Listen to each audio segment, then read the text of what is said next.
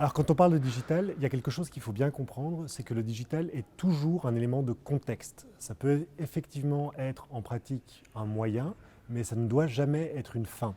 Donc très souvent, moi ce que je dis, c'est qu'il ne faut pas penser une stratégie digitale pour une institution académique, mais qu'il faut penser une institution académique dans un monde digital et éventuellement donc avec le digital, qu'est-ce que le digital peut faire pour l'institution académique. Donc ça, c'est un élément de contexte très important à avoir en tête parce que trop souvent, les gens pensent au digital comme quelque chose qu'on peut utiliser, ils se focalisent sur l'outil, sur le côté gadget, plutôt que cet élément de contexte et ce moyen. La deuxième chose, c'est qu'il faut bien comprendre que dans un monde digital, on doit réfléchir.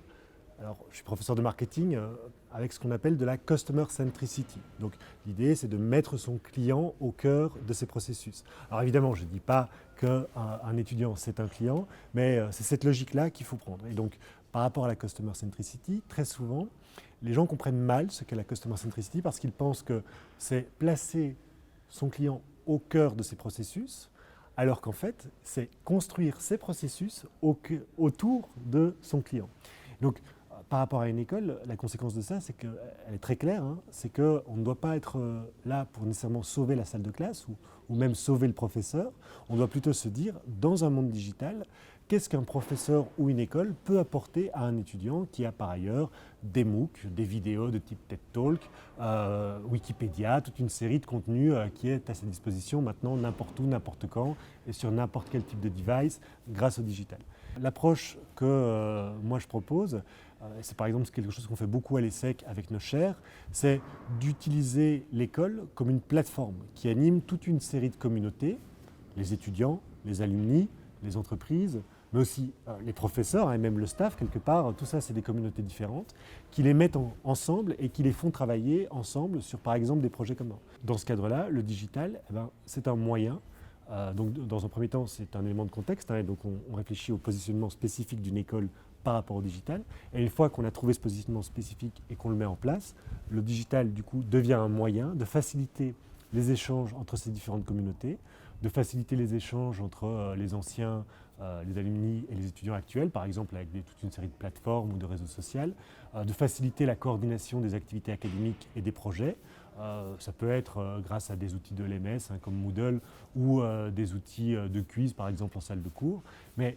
ça n'est jamais une fin en soi, c'est bien au service d'une finalité qui est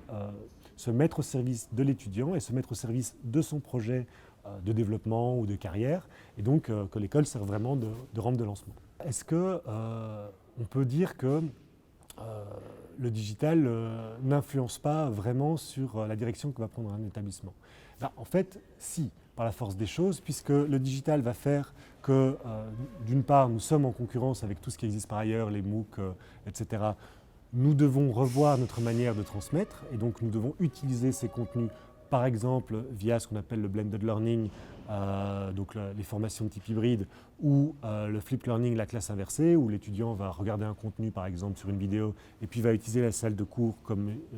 un endroit d'échange. C'est une première façon de se transformer du fait du digital, mais pas nécessairement avec le digital, mais surtout du fait du digital. La deuxième conséquence, et là on est vraiment dans du stratégique, c'est que par la force des choses, avant là où le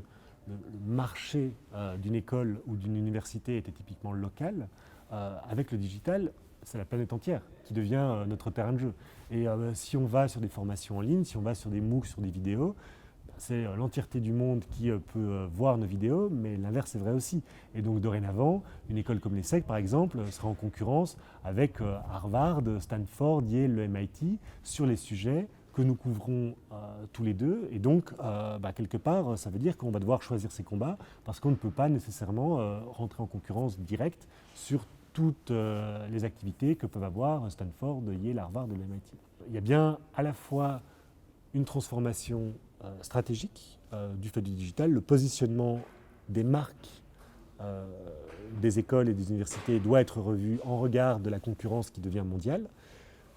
Une transformation qui est plus opérationnelle dans ce qu'on fait dans la salle de cours on va le faire un peu différemment parce qu'il y a toute une série de choses qui peuvent être externalisées avec des contenus. Et quelque chose qui est vraiment la traite technique, c'est que même dans la salle de cours elle-même, on va parfois utiliser du digital pour toute une série d'applications différentes, comme par exemple avoir le professeur qui donne son cours à Cergy, devant une classe à Cergy, mais aussi une classe qui en même temps est à Singapour ou au Maroc. Et ces trois classes auront l'impression d'avoir le même cours au même moment sur trois fuseaux horaires différents.